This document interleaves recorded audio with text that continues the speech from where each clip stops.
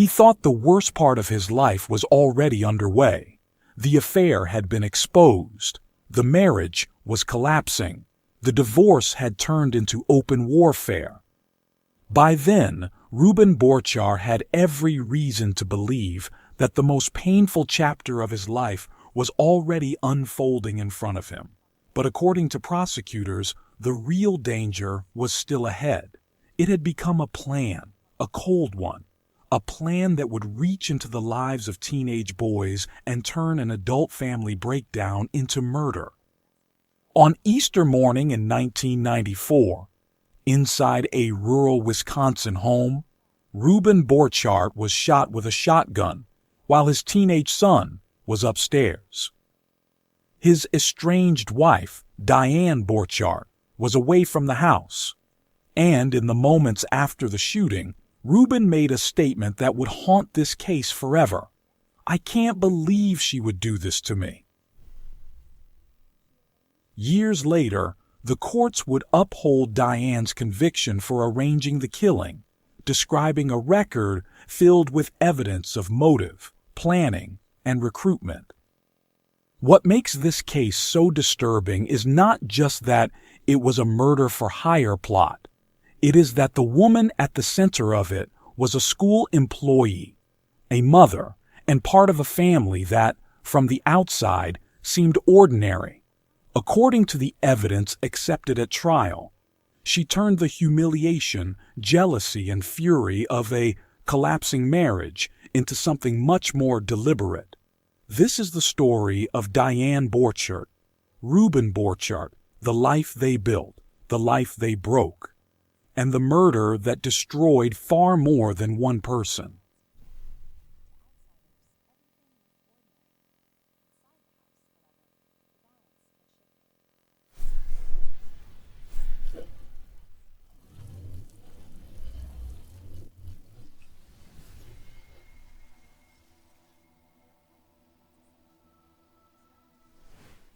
Love true crime? The Ultimate Serial Killer Coloring Book features 65 notorious killers brought to life in bold, black and white line art. Single-sided pages dark, detailed, unforgettable. Available now on Amazon.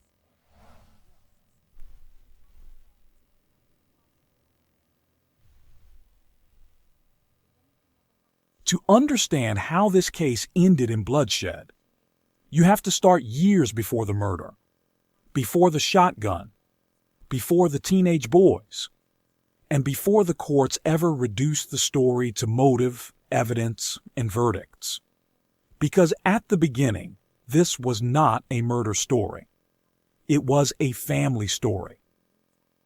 The public record is much stronger on the crime than on Diane Borchardt's childhood or early adulthood, but later reporting fills in enough to understand the outline of the life she and Reuben built.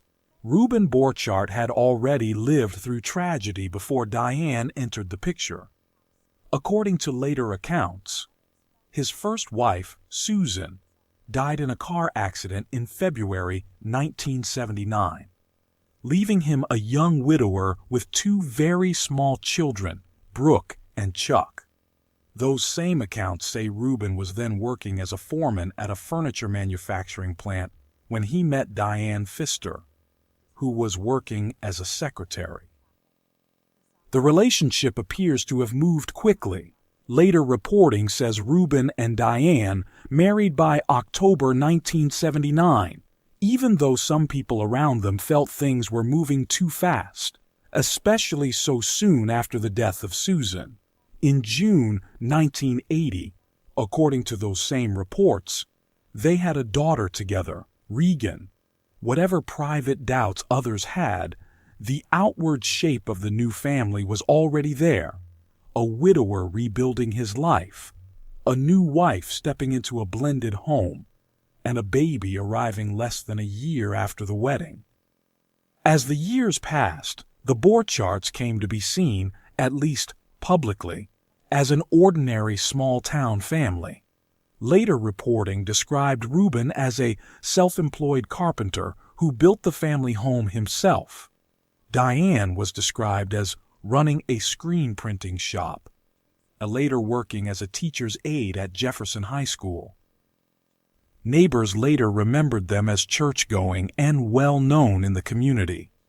That public image matters because it created the kind of surface that often hides the most dangerous marriages.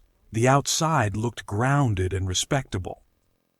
Later accounts describe tension inside the home long before the murder. Some say Diane favored her biological daughter over Reuben's older children. Others say she was intensely jealous, wanted traces of Susan removed from the house, and clashed with the stepchildren. Those details do not come from the core appellate record, so they have to be treated cautiously. Still, they matter because later retellings consistently framed the emotional climate of the house as strained for years before the killing. By the early 1990s, the marriage had clearly deteriorated. Later reporting described repeated fights and police responses to domestic complaints. The court opinions do not narrate every incident in detail, but they firmly confirm that by the time of the murder, Diane and Reuben were in the middle of what the appellate court called a highly contentious and very bitter divorce. Whatever had been building for years had reached the point where the marriage was no longer merely unhappy, it was openly hostile. Reuben had also begun seeing another woman. That affair mattered at every level. Emotionally, it represented betrayal and humiliation. Socially, it made the collapse of the marriage visible. Legally, it intensified a divorce that was already turning ugly.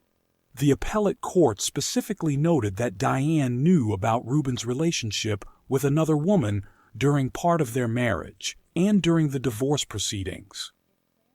The divorce layered practical danger on top of emotional pain.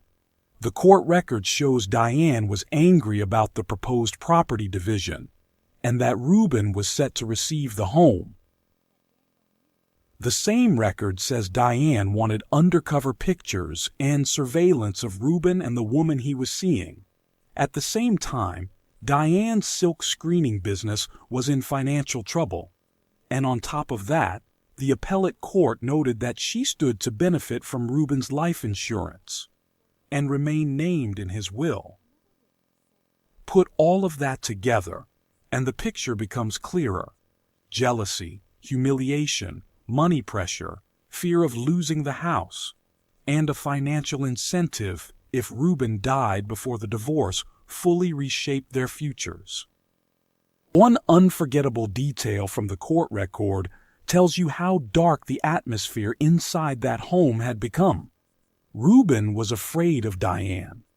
So afraid, according to the evidence, that he stacked empty mayonnaise jars in the doorway of the basement where he slept so they would make noise if someone approached him during the night. It suggests a man who no longer felt safe in his own house. By then, Diane's work life had become more important than it may have seemed on the surface. The appellate record says she worked at Jefferson High School as a teacher's aide and was in charge of study hall periods. It was there that she became acquainted with students Doug Vest and Tim Quintero. Vest and Quintero were connected to Joshua Junkie and Michael Maldonado. And the record notes that Vest, Quintero, and Maldonado were also cousins. In plain terms, Diane now had access to a teenage social circle, and according to the state's evidence, that circle became the bridge between her private rage and the murder itself. According to the appellate opinion, Diane told Vest, Quintero, and many other friends and acquaintances on more than one occasion that she wanted to get rid of Reuben. Those are the court's summarized facts, not later rumor. And in cases like this, that matters. Murder plots rarely begin with the act itself. They begin with repeated permission inside the mind and repeated rehearsal in conversation. Doug Vest became the central figure in that shift from fantasy to action. According to the 2025 Michael Maldonado appellate opinion, Diane told Vest, one of her students, that she would give him her engagement ring, wedding ring, 2 vehicles, and $20,000 to kill Rubin. The same opinion says that, the day before the murder, Diane gave Vest about $600. That combination, promised money, promised property, and actual cash before the killing, is one of the strongest indicators that the state was not dealing with angry talk. It was dealing with procurement. However culpable the teenage boys were, Diane was the adult. She was the one with age, authority, and the ability to frame the conflict. According to the evidence accepted by the jury, she used the emotional vulnerability and immaturity of teenagers to do what she either would not or could not do herself. That is one reason the case has lingered in public memory for decades. The planning also became more concrete. Before the October 1994 John Doe proceeding, Quintero had already given police 2 written statements implicating Diane, Vest, Maldonado, and Junkie. He also provided investigators with a map Diane had drawn with directions to her home. At trial, the map was linked to Diane by handwriting evidence. Shannon Johnson later testified about Diane passing something to Vest the day before the murder. Taken together, those details sound less like a wild teenage tale and more like a plot acquiring logistics. Directions, intermediaries, money, timing. Then came the final day before Rubin died. Later reporting says there had been a major fallout between Diane and Rubin on April 2, 1994. Serious enough that police were alerted and Diane left to stay elsewhere. The court record is firmer on the key fact that matters next. At the time of the murder, Diane was away with her daughter, visiting the Manthys, the family of Rubin's first wife. That absence would later become central to the prosecution's theory. In an ordinary murder case, being away from the scene can sound exculpatory. In a murder-for-hire case, distance can look like design. At approximately 3:35 a.m. on April 3, 1994, Easter Sunday, Rubin Borchardt was shot twice with a shotgun at his rural Jefferson County residence. His 16-year-old son Charles was upstairs. Charles woke up, found his father still conscious, and heard Rubin say that 2 males had shot him. Rubin also stated twice, "I can't believe she would do this to me." He was taken to the hospital a short time later and died that same day. These are among the most important facts in the entire case, and they come directly from the appellate opinion affirming Diane's conviction. The physical details from later reporting add to the horror of that scene. Chuck reportedly woke to a loud bang, smelled burnt gunpowder, and found his father bleeding in the cellar area. Police found the phone line unplugged and items scattered around the floor, making the scene initially look like a possible burglary, but nothing of value was missing. On the surface, it could be staged as random violence. But Rubin's own words, the divorce, and the later witness testimony kept drawing the story back inside the family. The 2025 Maldonado opinion gives more detail about what happened on the attacker's side. According to the evidence at Maldonado's trial, Maldonado, Vest, and Junkie went to Rubin's home together. At first, they failed to gain entry. Vest and Junkie then said they should leave. But instead of walking away, the plan moved forward. Vest testified that Maldonado grabbed the gun and said, in effect, "Let's do it." Yankee gave similar testimony that, as they were turning away, Maldonado took the gun and pushed ahead. They found an unlocked door and entered the home.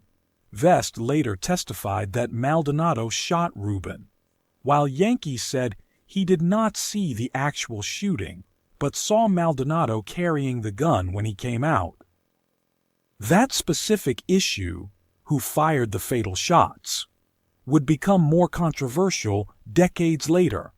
But for Diane's case, the central question was not only who pulled the trigger, it was who built the path that ended with armed teenagers inside Reuben Borchart's home before dawn on Easter morning. On that point, the state's case always focused on Diane as the architect, the adult who supplied motive, recruitment, direction, and promised payment. Back at the Manthys' home, Diane's reaction after learning of Reuben's death became another part of the prosecution's narrative. The appellate opinion says the Manthys testified that Diane said, I'm sorry, Regan," and "they're going to put me in jail."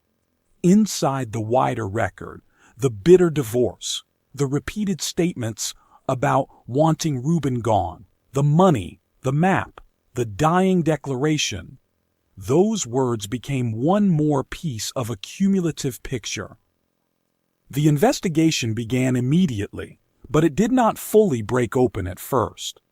The John Doe proceeding was convened on May 5, 1994.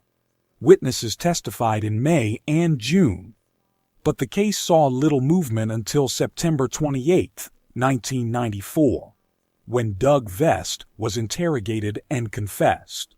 According to the appellate opinion, Vest implicated Diane, Yankee, and Maldonado, and said Diane had offered $20,000 from an insurance policy, 2 rings, and a car to whoever would kill Reuben. Vest was charged on September 28th. Diane, Yankee, and Maldonado were charged the next day. That was the pivot point where suspicion turned into formal accusation. After that, the state built its case in layers. It had motive, affair, humiliation, divorce, property conflict, financial trouble, insurance, and the will. It had evidence of intent. Diane's repeated statements that she wanted to get rid of Reuben. It had signs of fear inside the home. The mayonnaise jars Reuben used as an alarm. It had recruitment evidence. Diane's connection to Vest, Quintero, and the other boys through school. It had corroboration from Yankee and Quintero. The map in Diane's handwriting, Johnson's testimony, and the victim's own words after the shooting. This is why the appellate court later said the record was replete with evidence of Diane's guilt. As the defendants moved through the system, they did not all take the same route. Yankee eventually pleaded guilty to second-degree intentional homicide and agreed to cooperate with prosecutors, receiving an 18-year sentence. Vest was convicted of first-degree intentional homicide and possession of a short-barreled shotgun. Maldonado was convicted after an 11-day jury trial in April 1995 of first-degree intentional homicide as party to the crime. Diane herself went to trial on the theory that she had orchestrated the killing. In May 1995, Diane Borchart, then 46 years old, was convicted. The 1998 appellate opinion states that she was convicted of party to a crime first-degree homicide, with the use of a dangerous weapon and of using a child to commit a Class A felony. She was sentenced to life in prison with parole eligibility after 40 years. That sentence matters because it reflects how the law understood her role. She had not physically shot Reuben, but the jury concluded that she had set the murder in motion and used minors to do it. The aftermath did not stop with the verdict. In later reporting, the family appears fractured beyond repair. One 1995 newspaper report noted how visibly divided the relatives were in court, and that guardians were appointed for the Borchards' teenage daughter. That detail matters because the real aftermath is messier than the verdict itself. It is children living with the fact that one parent is dead and the other has been convicted of causing that death. Diane appealed. She challenged the continued John Doe proceeding, argued that Rubin's statement should not have been admitted, claimed ineffective assistance of counsel, and sought a new trial based on newly discovered evidence. In April 1998, the Wisconsin Court of Appeals rejected all of those arguments and affirmed both the judgment and the denial of post-conviction relief. The opinion is notable not just because Diane lost, but because of how strongly the court described the evidence against her. It did not treat the case as close. It treated the record as full. One of Diane's appellate arguments was that her lawyers should have tried to point suspicion at Charles, Rubin's son, who had been in the house that night. The appeals court rejected that argument. It noted there was no meaningful evidence tying Charles to the murder weapon, and no serious evidentiary basis to replace the state's theory with one centered on him.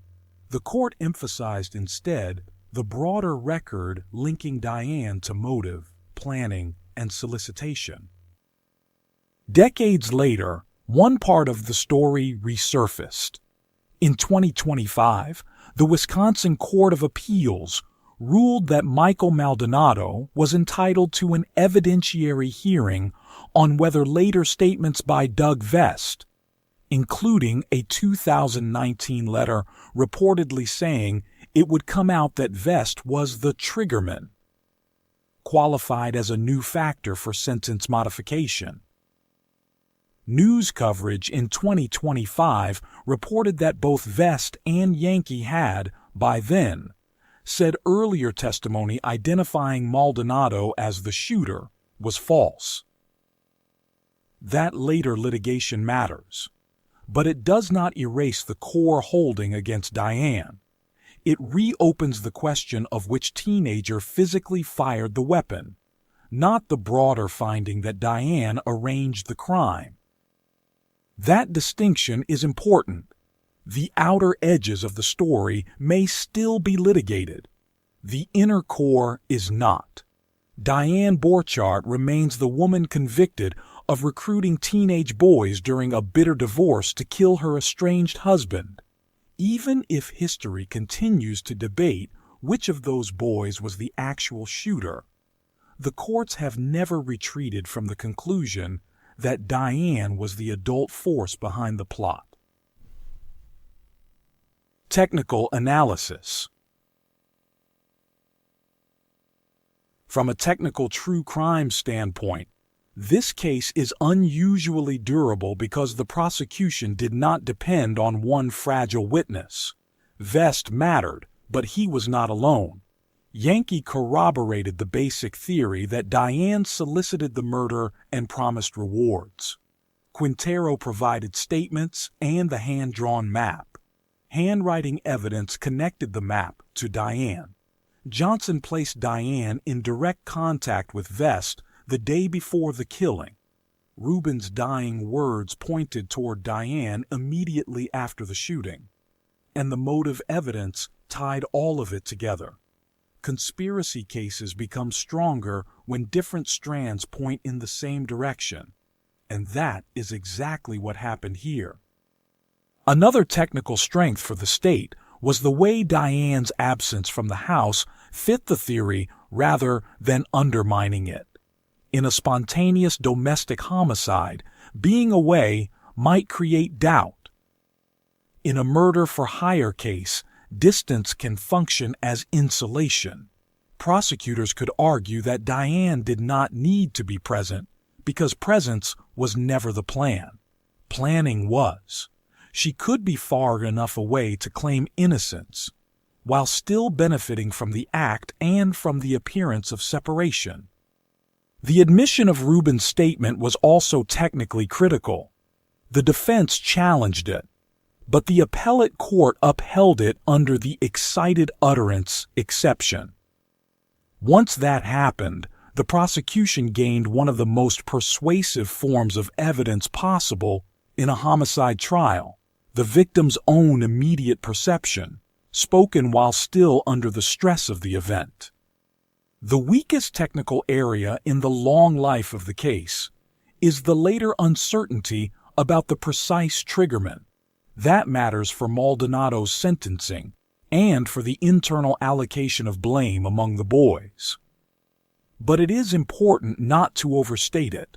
Diane's conviction does not rest on whether Maldonado or Vest fired the fatal shot. It rests on solicitation, planning, recruitment, and payment.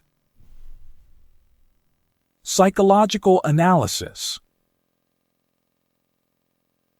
Psychologically, this case appears to be driven by far more than ordinary jealousy. Jealousy is clearly part of the story, but it sits inside a larger emotional structure: humiliation, loss of control, material anxiety, and grievance. Rubin's affair did not simply threaten Diane's marriage. It threatened her status, her future, and the image of the family life she had built around herself. The divorce then turned those emotional injuries into practical losses: the home, the relationship, and the possibility of financial instability all at once. That does not diagnose Diane. It helps explain how anger may have hardened into calculation. What stands out most is that Diane, according to the evidence credited by the courts, did not keep her rage inside her own head. She externalized it. She talked about wanting to get rid of Rubin. She wanted surveillance of him and the other woman.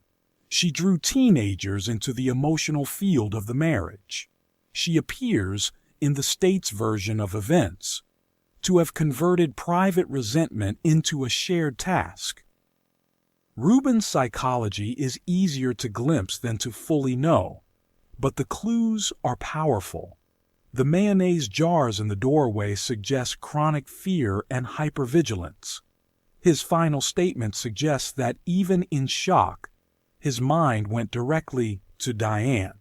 Together, those details imply that the marriage had become a place of fear long before the murder. The boys matter psychologically, too. Vest, Junkie, and Maldonado were responsible for their choices. But they were also adolescents dealing with an adult who had authority, charisma, and emotional leverage. Teenagers are often reward-driven, approval-seeking, and poor at grasping the irreversible moral weight of violence. If Diane did what the state proved she did, then she exploited exactly those vulnerabilities. That is why the case feels especially predatory. What happened to Rubin Borchert was not the result of one sudden explosion. It was the end point of something that had been building for a long time. Jealousy, fear, humiliation, anger, and then a choice to turn all of that into a plan.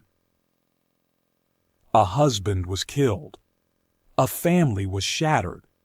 Teenage boys lost years or decades of their lives. And the stories still feel unsettling because it reminds us that sometimes the most dangerous person is not the stranger outside the home, but the one already inside it.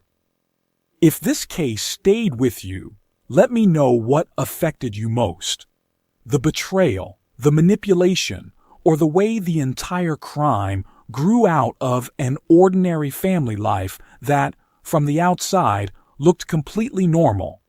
And if you want more deeply researched true crime stories told in strict chronological order, subscribe and stay with me for the next one.